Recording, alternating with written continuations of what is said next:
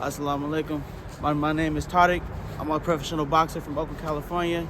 I'm here to talk about my journey to Islam, or my journey with Islam.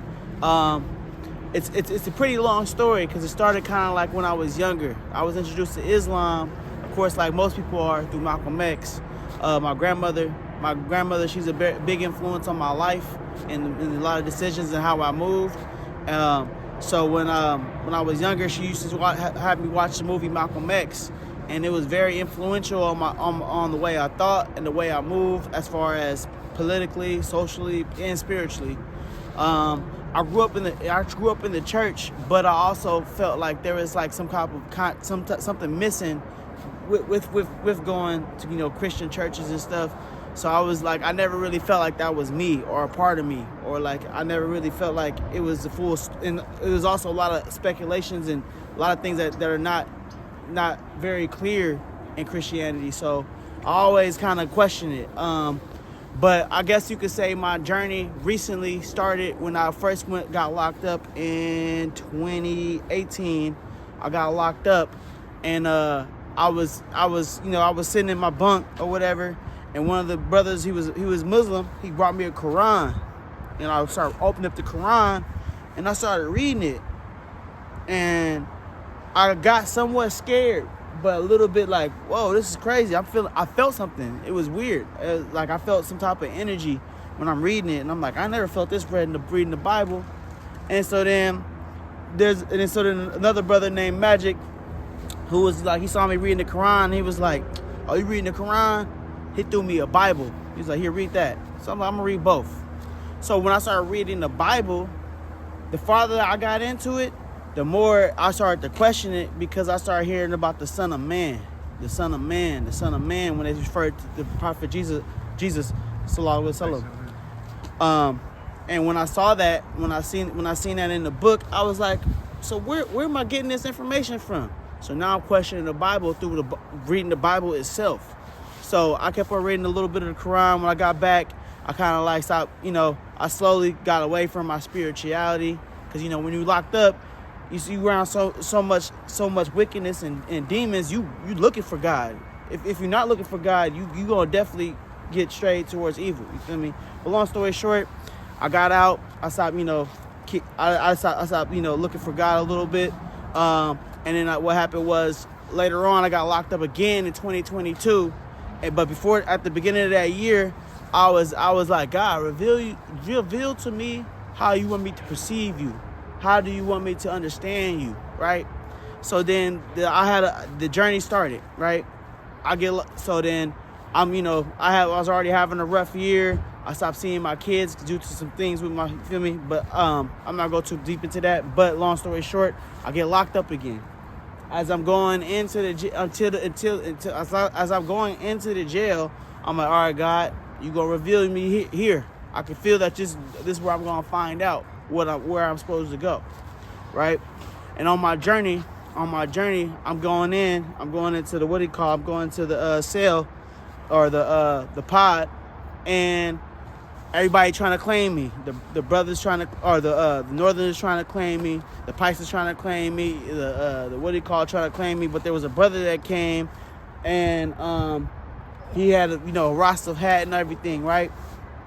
And he was Rastafarian. So when I first actually got locked up, I thought, you want me to be Rastafarian? All right, because I thought that was a sign.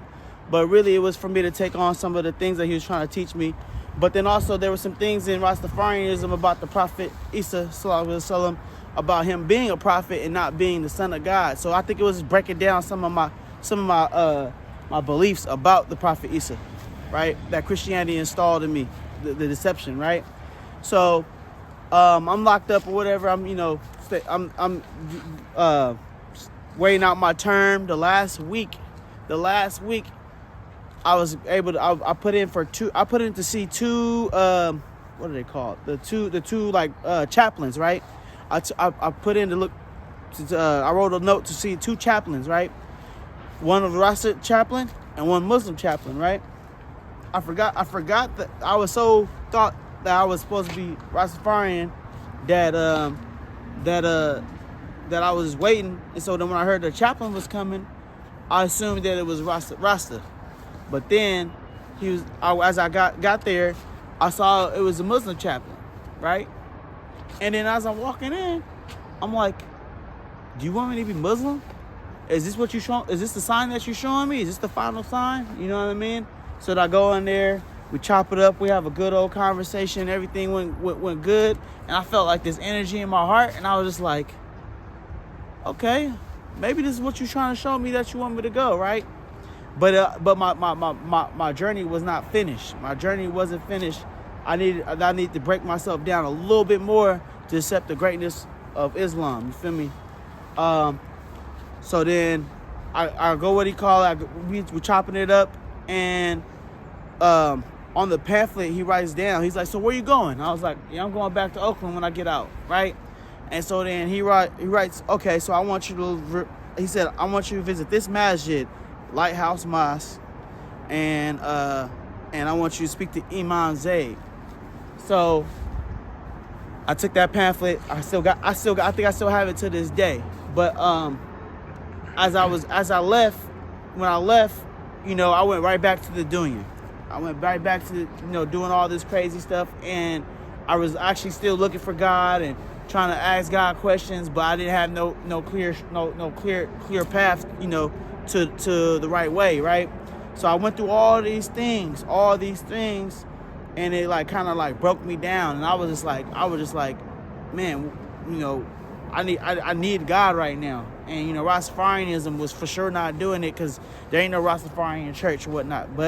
But also I knew it wasn't the complete message, because I'm like, they're reading from the same book that the Christians is reading from. They read it from the Bible. So I was like, so then after a while, I was like, man, I ain't no Rastafarian. They're reading from the same garbage that the Christians reading from. You know what I mean? No disrespect to that faith or the Bible, but I was looking for a coach, because my last coach was kind of like off track. You know what I mean? So I was looking for another coach, and I know that Coach Bilal was out in North Oakland, and he had a gym, right? So I was going over there just to get a new coach, you know what I mean, a new team. And as I went there, I get there and I see them breaking down for Salah. And then as I was watching, it was almost like God showed me directly. He was like, "This is what I've been trying to lead you to, and now you ready," right? So when I got there, it didn't take me not too long for me to accept Islam. I saw them pray. Then I got down and prayed. I wasn't even Muslim yet, but as I started being more around Islam, it just showed me how much it is the way, and then the only way. So after getting down and praying, after going to the masjid one time, I ended up taking my shahada at the same place, was on the pamphlet when I got locked up 2 years ago. So alhamdulillah, it went full circle, and I took my shahada. I think it was like end of January. I think it was January 23rd, 28th. Don't quote me, but yeah, it was a beautiful experience, and it's been a beautiful experience. And I've been growing with Islam, and I've never understood peace and understood the importance of peace until now. I never experienced peace until Islam. So alhamdulillah, it's been a great experience, and I continue to go forward with Islam and learning and growing. Alhamdulillah. Alhamdulillah. Jazakallah khair, Habibi. May Allah increase you in knowledge and increase you in your journey. You know, the journey ain't over, you feel me? It's just beginning, man. Alhamdulillah. Alhamdulillah. I'm glad to have you as my brother, man, and thank you for sharing your story. May Allah bless you. Jazakallah khair.